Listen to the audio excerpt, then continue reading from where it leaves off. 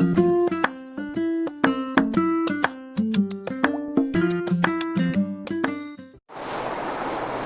Everyone, तो आज फिर से हम लोग आ चुके हैं अपने अगले लेक्चर के साथ। हम लोगों ने लेक्चर 13 तक काफ़ी सारी चीज़ें देख ली थी। आज हम लोग अपना लेक्चर 14 लेकर के आए हैं, ठीक है। और हमारे चैनल वर्चुअल शिक्षा पे काफ़ी सारे सेगमेंट स्टार्ट हुए थे, जैसे कि ज्योग्राफी हो या फिर इकोनॉमिक्स क्लास 12 की बात हो। हम लोग इस पर क्लास 11th और 12th की इकोनॉमिक्स भी करेंगे, इंडियन इकोनॉमी भी करेंगे। वो एक इंडियन इकोनॉमी जो 12th लेवल पे हो, या फिर उसके अलावा जो किसी कॉम्पिटिटिव एग्जाम में, जैसे कि रमेश सिंह बुक का यूज़ होता है या फिर बाकी सारे कॉम्पिटिटिव एग्जाम्स के जो बुक्स हैं उनका इस्तेमाल बहुत ज़्यादा होता है, ठीक है। तो मैं उन चीज़ों को भी आगे आने वाली क्लासेस में कवर करूंगा। मैं इंडियन इकोनॉमी का एक नया सेगमेंट स्टार्ट करूंगा और हम उन चीज़ों पर डिस्कशन करेंगे, ठीक है। तो हमारा चैनल जो वर्चुअल शिक्षा है, हम इसे चाहते हैं कि थोड़ा सा बेहतर तरीके से इसे और शेयर किया जाए आप लोगों के द्वारा। थोड़ा सा हमारा एडवर्टाइजमेंट आप भी करें, और इससे क्या होगा कि हमारा जो ये वर्चुअल शिक्षा का एक जो हम लोगों ने चैनल बनाया है, ये जनरली एजुकेशनल पर्पस के लिए हम लोगों ने बनाया है, ठीक है। इसमें हर तरह की एनसीईआरटी की बात होगी, चाहे वो किसी भी तरह के, क्योंकि हम लोग जो कॉम्पिटिटिव एग्जाम आगे चल के देते हैं उसमें कई सारे एनसीईआरटीज़ की बात होती है कि पहले एनसीईआरटी पढ़िए फिर ये सारी चीज़ें करिए।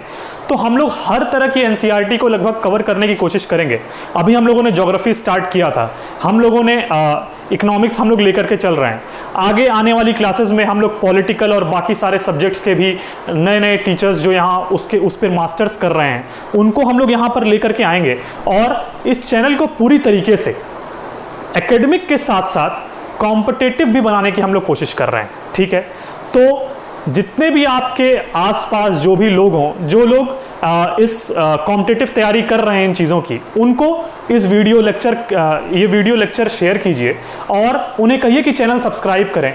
काफ़ी सारे फायदे होंगे उन्हें, जो भी कॉम्पिटिटिव एग्जाम दे रहे हैं, चाहे वहाँ पे किसी भी एनसीईआरटी की बेसिक चीज़ों की बात आती है, हम लोग इस चैनल पे उसे कवर करेंगे। और आने वाली क्लासेस में हम लोग थोड़ा सा कॉम्पिटिटिव की तरफ भी मूव करने वाले हैं, इसलिए वर्चुअल शिक्षा को प्रमोट करने में आप सबकी भी मदद चाहिए। आप लोग अगर चाहेंगे तो हमारा चैनल और प्रमोट होगा, और ज़्यादा से ज़्यादा लोगों को जो कई जगह पे एनसीईआरटीज़ मिलती नहीं हैं, कई जगह पे ओल्ड एनसीईआरटी न्यू एनसीईआरटी का कई सारा कंसेप्ट रहता है, आप इस वीडियो के थ्रू अपनी एनसीईआरटी को पूरी तरीके से कवर कर सकते हैं। मैं ये बात कहना चाह रहा हूँ, ठीक है।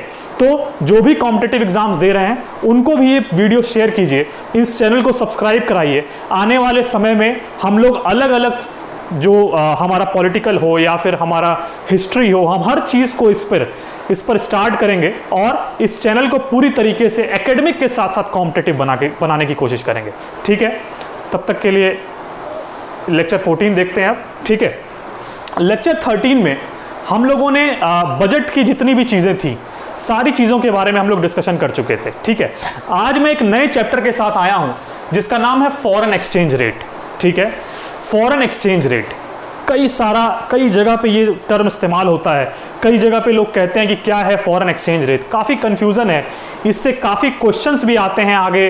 अब मैं बताऊंगा, जैसे जैसे मैं टॉपिक्स पढ़ाऊंगा मैं बताऊंगा किस तरह के क्वेश्चंस आते हैं, कौन से क्वेश्चंस आते हैं, ठीक है। तो चलिए हम लोग आज एक नया चैप्टर स्टार्ट करते हैं जिसका नाम है फॉरेन एक्सचेंज रेट, ठीक है। पहले जब हम किसी चैप्टर का नाम सुनते हैं तो हमारे दिमाग में चलता ये होता क्या है, ठीक है। तो पहले हम इसे समझने की कोशिश करते हैं कि फॉरेन एक्सचेंज क्या है। तो मैंने जिस तरीके से यहां पे डेफिनेशन के तौर पर यहां लिखा है कि it refers to all currencies other than the domestic currency of a given country. यानी अगर मैं इंडिया में रह रहा हूं तो मेरे लिए डोमेस्टिक करेंसी क्या है? रुपीज। मैं रुपीज में ही चीजों को डील करता हूं। लेकिन यूएस के लिए वही चीज क्या है?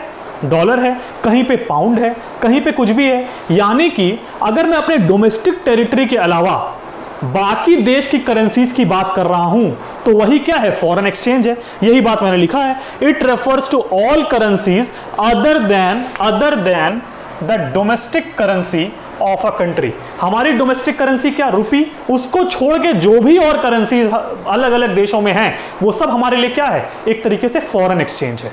मेरी बात समझ में आ रही है? हम लोग फॉरेन एक्सचेंज समझ गए, लेकिन यहां पे फॉरेन एक्सचेंज के साथ एक वर्ड लिखा है रेट। अब फॉरेन एक्सचेंज रेट क्या है, हम इसको समझने की कोशिश करेंगे। तो अगर हम डेफिनेशन देखें तो वो कुछ इस तरीके से है कि it refers to the rate at which one currency is exchange for other. यानी अगर मान लीजिए मैं यूएस गया, ठीक है, मैं यूएस गया, मैं तो रुपया लेके गया हूंगा, तो क्या रुपया वहां पे काम आएगा? नहीं। हम देखेंगे कि उस रुपए, मान लीजिए कि लोग कहते हैं बार बार कि $1 के मुकाबले हमारा 75 रुपीज इस समय चल रहा है। इसका मतलब क्या हुआ? इसका मतलब ये हुआ ना कि उनके $1 को परचेज करने के लिए हमें अपना 75 रुपीज देने की जरूरत है। यही बात हुई आम भाषा में, ठीक है।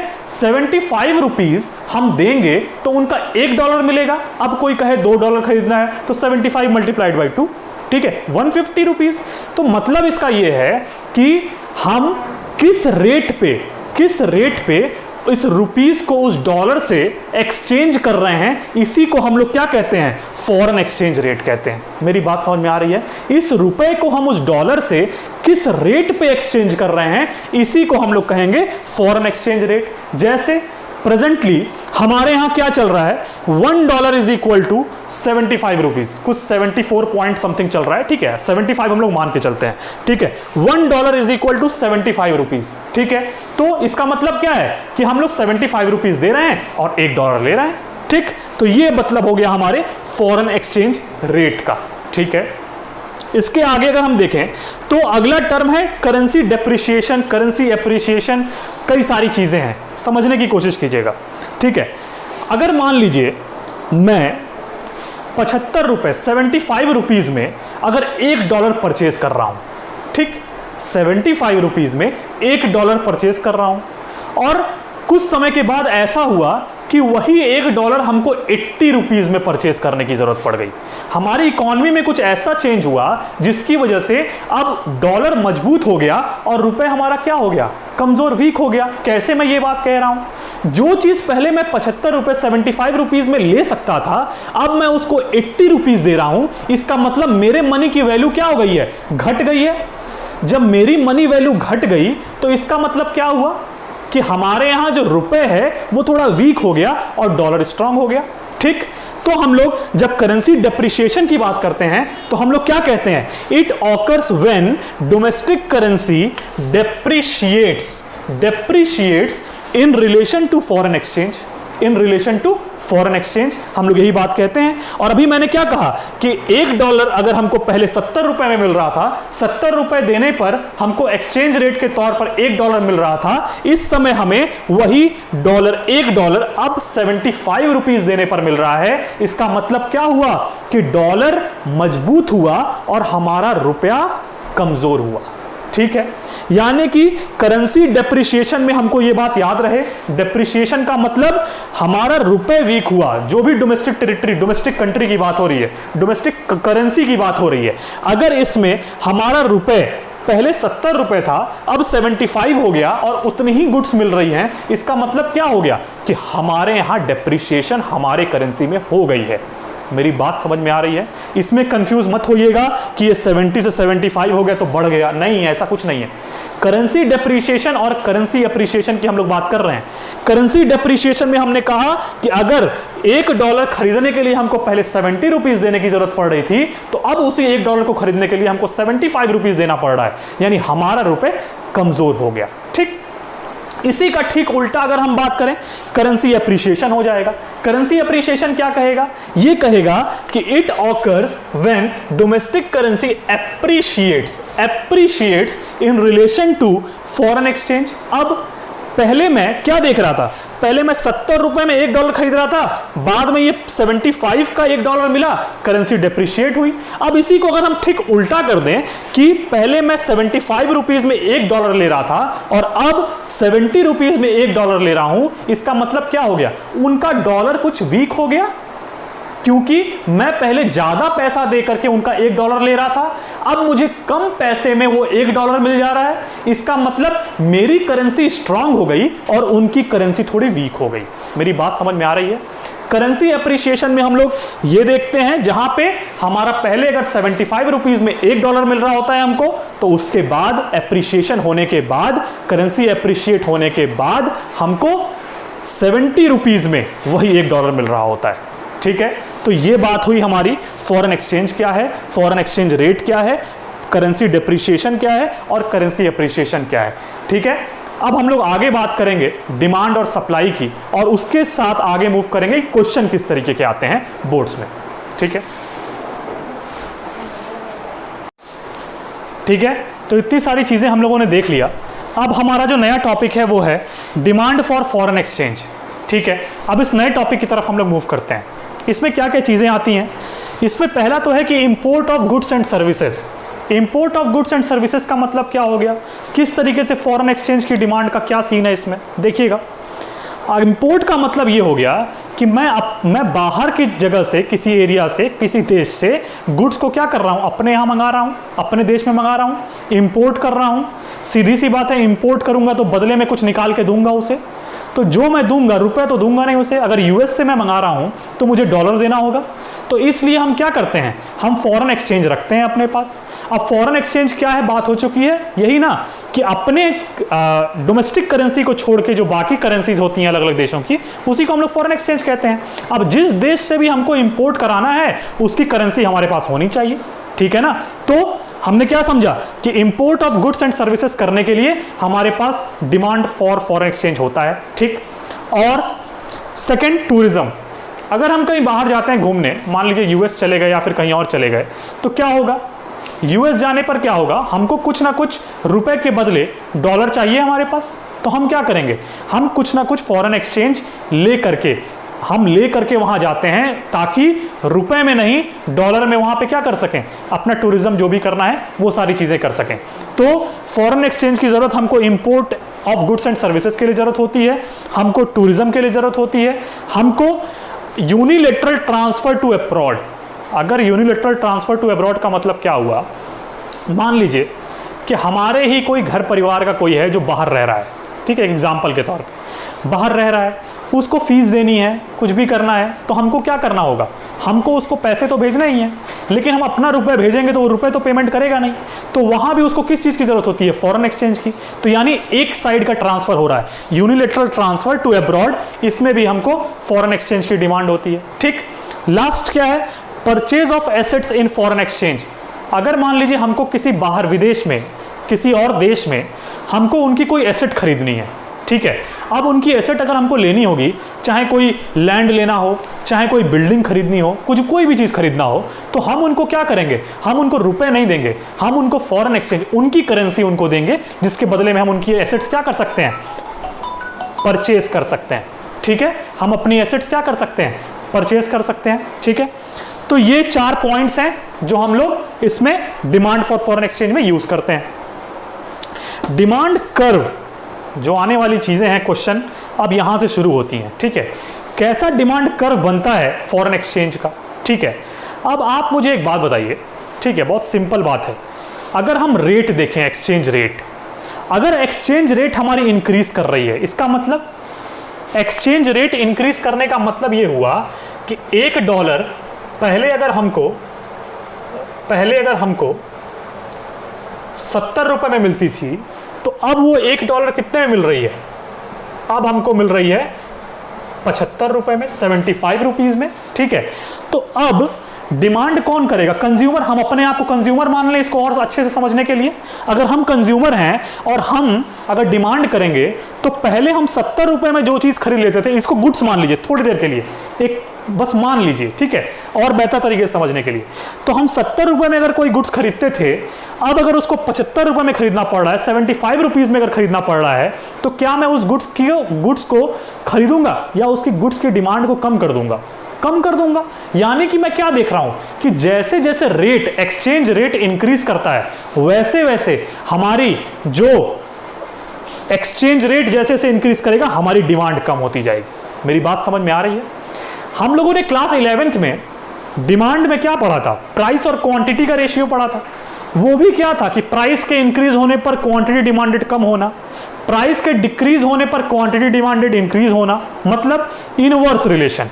ठीक है, यहां पे भी हम क्या देख रहे हैं कि एक्सचेंज रेट के बढ़ने पर हमारा डिमांड कम हो रहा है और एक्सचेंज रेट के घटने पर हमारी क्वांटिटी डिमांड बढ़ रही है। ठीक है। तो यानी कि अगर हम इसको ग्राफिकली रिप्रेजेंट करने की कोशिश करें, ग्राफिकली अगर हम इसको देखने की कोशिश करें तो देखिएगा,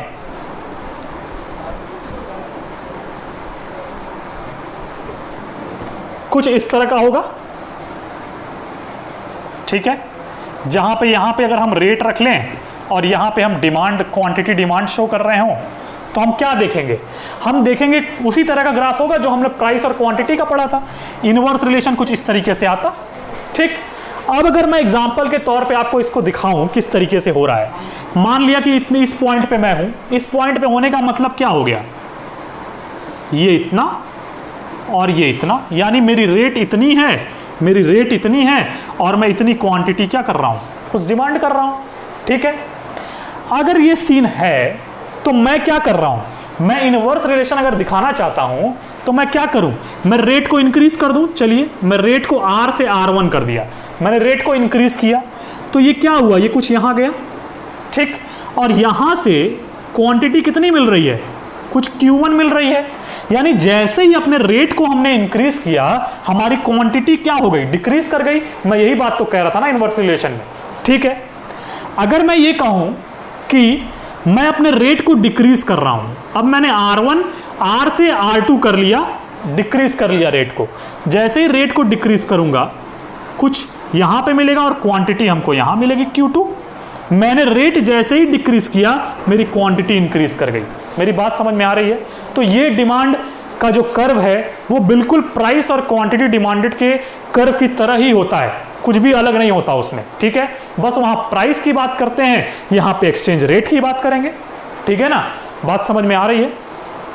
तो ये तो हमारा हो गया कि डिमांड का कर्व किस तरीके से होता है। इसी तरीके से हम लोग क्या करते हैं, सप्लाई कर्व पढ़ते हैं, ठीक है। हम लोग सप्लाई कर्व पढ़ते हैं और हमारा जो सप्लाई कर्व होता है, अगर हम अपना सप्लाई कर्व अगर देखें तो वो भी कुछ किस तरह का होता है, जो सप्लाई हम वहां पे पढ़ रहे होते हैं उसी तरह का कुछ सप्लाई कर्व हमारा बनता है। क्यों? क्योंकि सीधी सी बात है, सप्लाई कौन कर रहा होगा, कंज्यूमर में हम खुद को लिए थे, प्रोड्यूसर में हम उनको ले लें। एक एग्जाम्पल है, प्रोड्यूसर नहीं है यहाँ, मैं एक एग्जाम्पल के तौर पे इसको याद करने का एक तरीका बता रहा हूँ, ठीक है। अभी मैं ये चीज़ अगर लिखूँ, $1 बराबर 70 रुपये, 70 रुपीज़, और $1 इज इक्वल टू ₹65, तो ठीक है, मतलब बहुत लोगों को समझ में आएगा, कुछ लोगों को समझ नहीं आ रहा होगा। तो मैं इसको एक एग्जाम्पल के तौर पे इसको याद करने का एक तरीका बता रहा हूँ कि अगर ऐसी कंडीशन आ रही है तो 70 रुपीज़ की जब बात होगी तो हम अपने यहाँ की बात कर रहे हैं, तो हम डिमांड कर रहे होंगे, कंज्यूमर हो जाते हैं। अगर $1 की बात हो रही है, सप्लाई की बात हो रही है, तो मैं अपने आप को प्रोड्यूसर बना लूँ एक एग्जाम्पल के तौर पे, तो हमको थोड़ी सी और कर्व में क्लियरिटी होगी, ठीक है ना। अब अगर मैं मान लीजिए यूएस का हूँ, ठीक है, मैं जैसे ही देखूंगा कि आपके यहाँ जो चीज़ पहले हमको 70 रुपये में मिल रही थी, अब हमको 65 रुपीज़ में मिल रही है, हाँ 65 में मिल रही है, मैं क्या करूँगा, अपने सप्लाई को इंक्रीज कर दूंगा। और यहाँ पे रेट क्या हुई, रेट भी तो इंक्रीज हुई ना, फॉरेन एक्सचेंज रेट क्या हो गया, इंक्रीज कर गया, करेंसी एप्रिशिएट कर गई, ठीक है ना। यानी कि हम क्या देख रहे हैं यहाँ पे कि रेट के इंक्रीज, फॉरेन एक्सचेंज रेट के इंक्रीज होने पर हमारी सप्लाई क्या हो रही है, इंक्रीज हो रही है। यानी यहाँ पे डायरेक्टली प्रोपोर्शनल वाला सीन है और सेम उसी तरह का ग्राफ यहाँ पे भी बनता है, ठीक है। जो सप्लाई का हम लोग वहां बनाते थे, सेम चीज हमने यहां बना लिया। क्या होगा अगर हम देखें तो मान लीजिए कुछ R मैंने रेट मान लिया, ठीक। इस रेट पे मैं इतनी क्वांटिटी ले रहा था, मैंने रेट को इंक्रीज किया, R1 किया, क्या हो गया, क्वांटिटी भी हमारी इंक्रीज कर गई। मैंने रेट को कम किया, क्वांटिटी क्या कर गई, डिक्रीज कर गई, ठीक। क्वांटिटी क्या हो गई, डिक्रीज कर गई, और हमारा रेट भी क्या हुआ, डिक्रीज हुआ। यानी हमको दिख रहा है कि क्या हो रहा है इसमें, सेम वही चीजें हो रही हैं जो उसमें हो रही थी, ठीक है ना, 11th क्लास के माइक्रो इकोनॉमिक्स में, ठीक। अब अगर हम यहां से बात करें कि इक्विलिब्रियम पॉइंट कैसे मिलेगा, इक्विलिब्रियम कहां मिलेगा हमको, तो सेम चीज वही जो हम लोगों ने वहां पढ़ी थी, यहां पे भी क्या होगा, जहां पे हमारी डिमांड की कर्व सप्लाई के कर्व को इंटरसेक्ट करेगी, उसी पॉइंट पे हमको क्या मिलेगा, इक्विलिब्रियम पॉइंट मिलेगा। ठीक है, मैंने मान लिया कि इस रेट पे जो हमको ये क्वांटिटी मिल रही है यही मेरा एकदम इक्विलिब्रियम पोजीशन है। ठीक है, अब अगर मैं इस कर्व के थोड़ा ऊपर बात करूं, इस R से थोड़ा ऊपर R1 पे अगर बात करूं, तो आप देखिए यहां से मुझे इतनी डिमांड मिल रही है, इतनी डिमांड पे इतनी क्वांटिटी मिल रही है। ठीक, और अगर इसी पॉइंट पे मैं सप्लाई की बात करूं तो सप्लाई पे क्या हो रहा है, मुझे ज्यादा क्वांटिटी मिल रही है। ठीक है ना, सप्लाई ज्यादा, ऊपर क्या हो रहा है, डिमांड कम है, सप्लाई ज्यादा है। वहां पे हम लोगों ने पढ़ा था क्लास 11th में। ठीक है, तो मैं इस केस को क्या कह सकता हूं, एक्सेस सप्लाई का केस कह सकता हूं। ठीक है, कह सकता हूं, जरूरत नहीं है, लेकिन समझने के लिए हम ये बात समझ गए। ऊपर की तरफ इस इक्विलिब्रियम पॉइंट के ऊपर की तरफ क्या हो रहा है, सप्लाई ज्यादा है, डिमांड कम है। नीचे की तरफ अगर हम देखें तो ठीक उसका उल्टा होगा, ठीक उसका उल्टा होगा। ठीक है, जहां पे क्या हो रहा होगा, हमारी सप्लाई कम होगी और डिमांड ज्यादा हो रहा होगा। ठीक है ना, तो ये सारी चीजें हम लोगों ने क्या की, ये सारी चीजें हम लोगों ने पढ़ ली। और ये इक्विलिब्रियम पॉइंट का जो क्वेश्चन है कि इक्विलिब्रियम कहां मिलता है, यही क्वेश्चन आता है। तो हम लोग इसमें लिखते हैं कि जहां पे डिमांड और सप्लाई एक दूसरे को इंटरसेक्ट करते हैं, जहां ये दोनों एक दूसरे को मिलते हैं, वहीं पे क्या होता है, हमें इक्विलिब्रियम पॉइंट मिलता है। ठीक है, वही रेट हम फिक्स करते हैं कि इस रेट पे हम इतनी क्वांटिटी क्या करेंगे, परचेस करेंगे। मेरी बात समझ में आ गई। ठीक है, तो ये हमारा कुछ कॉन्सेप्ट हो गया सप्लाई और डिमांड का। हम लोगों ने इसके पहले क्या देखा, हम लोगों ने देखा कि फॉरेन एक्सचेंज क्या होता है, फॉरेन एक्सचेंज रेट क्या होता है। हम लोगों ने देखा करेंसी डिप्रिसिएशन क्या होता है। हम लोगों ने देखा करेंसी अप्रिसिएशन क्या होता है। हम लोगों ने देखा डिमांड फॉर फॉरेन एक्सचेंज। हम लोगों ने देखा supply for foreign exchange. Supply में जो चीज़ यहाँ पे इंपोर्ट हो रही थी वो यहाँ एक्सपोर्ट हो जाएगी। जो चीज़ वहाँ पे यूनिलैटरल ट्रांसफर टू अब्रॉड हो रहा था वो फ्रॉम अब्रॉड हो जाएगा। ट्रांजैक्शन है, आप समझिए। ठीक है ना, ये सारी केस आएगी। ठीक है ना, हम ये सारे पॉइंट्स बुक्स में दिए हुए हैं, बहुत ईजी है। डिमांड की बात अगर समझ गए तो सप्लाई भी एक बार रीडिंग से आप ये सारी बात समझ जाएंगे। ठीक है ना, तो हम लोगों ने क्या किया, हम लोगों ने फॉरेन एक्सचेंज की सारी चीज़ों के बारे में अभी डिस्कशन नहीं किया, बहुत बेसिक चीज़ों के बारे में हम लोगों ने डिस्कशन किया। लेकिन 12th लेवल पे बहुत हाई लेवल की चीज़ें नहीं दी हुई हैं, बहुत छोटे छोटे लेवल की बात की है, तो मैंने ये सारी बात की। अब जब मैं अगला लेक्चर लेकर के आऊँगा तो मैं उसमें कई और चीज़ों की बात करूँगा, जिसमें मैं टाइप्स की बात करूँगा फॉरेन एक्सचेंज के। ठीक है ना, क्या क्या सिस्टम होता है, कहाँ पे गवर्नमेंट का रोल होता है, कहाँ पे मार्केट का रोल होता है, और फिर से कहाँ गवर्नमेंट और मार्केट दोनों साथ आती हैं। फ्लोटिंग क्या है, डर्टी फ्लोटिंग क्या है, मैं सारी चीज़ों के बारे में अगले लेक्चर में बात करूँगा। ठीक है, तब तक मेरे वीडियो को देखिए, अगर पसंद आ रही है इसे लाइक कीजिए, शेयर कीजिए ज़्यादा से ज़्यादा, इसको ज़्यादा से ज़्यादा सब्सक्राइब कीजिए। ठीक है, और उसके बाद इस वीडियो को सब्सक्राइब करने के साथ साथ आप और लोगों को इस चैनल से जुड़ने के लिए कहिए। ठीक है, तो वो चैनल से जुड़ें। आगे आने वाली क्लासेस में हम लोग कॉम्पिटिटिव भी चीज़ें स्टार्ट कर रहे हैं। ठीक है, इससे काफ़ी फ़ायदा मिलेगा। और जो भी क्लास 12th के बच्चे हैं जो मुझे ज्वाइन करना चाहते हैं, मैंने अपने पिछले वीडियो में अपना कॉन्टैक्ट नंबर दिया है, वो मुझे कॉन्टैक्ट कर सकते हैं। ठीक है, और मुझे व्हाट्सएप कर सकते हैं। मैं उनकी जो भी नोट्स की प्रॉब्लम है या फिर जो भी चीज़ें हैं, मैं उनसे पर्सनली बात करके उन चीज़ों को सॉर्ट आउट करूँगा। ठीक है, तब तक वीडियो को देखते रहिए, चैनल को सब्सक्राइब करिए, शेयर कीजिए और बेल आइकन ज़रूर दबाइए जो राइट साइड में नीचे दिया हुआ है, ताकि मैं जैसे ही अगला वीडियो लेकर के आऊँ वहाँ पर आपको नोटिफिकेशन ज़रूर आए। ठीक है, हम लोगों ने बात की शुरुआत में ही किस तरीके से हम लोग अपने चैनल को एक्सपेंड करने की कोशिश कर रहे हैं। आप इसमें सपोर्ट कीजिए। मैंने इंस्टा पे एक पेज बनाया है वर्चुअल शिक्षा नाम से, आप उस पर आप उसको फॉलो कीजिए। ठीक है, उस पर सारी इन्फॉर्मेशंस आती रहेंगी। ठीक है, और मैं FB पे भी, फेसबुक पर भी पेजेस बना करके लेके आने वाला हूँ एक आध हफ्ते में। ठीक है, उस पर भी हम लोग इस चीज़ को प्रमोट करने की कोशिश करेंगे। आप लोग भी हेल्प कीजिए। ठीक है, और धीरे धीरे हम अपने चैनल को क्या कर सकेंगे, और बेहतर कर सकेंगे। ठीक है, तो आज के लिए इतना ही। अगले लेक्चर में हम लोग इसके आगे बात करेंगे। Thank you.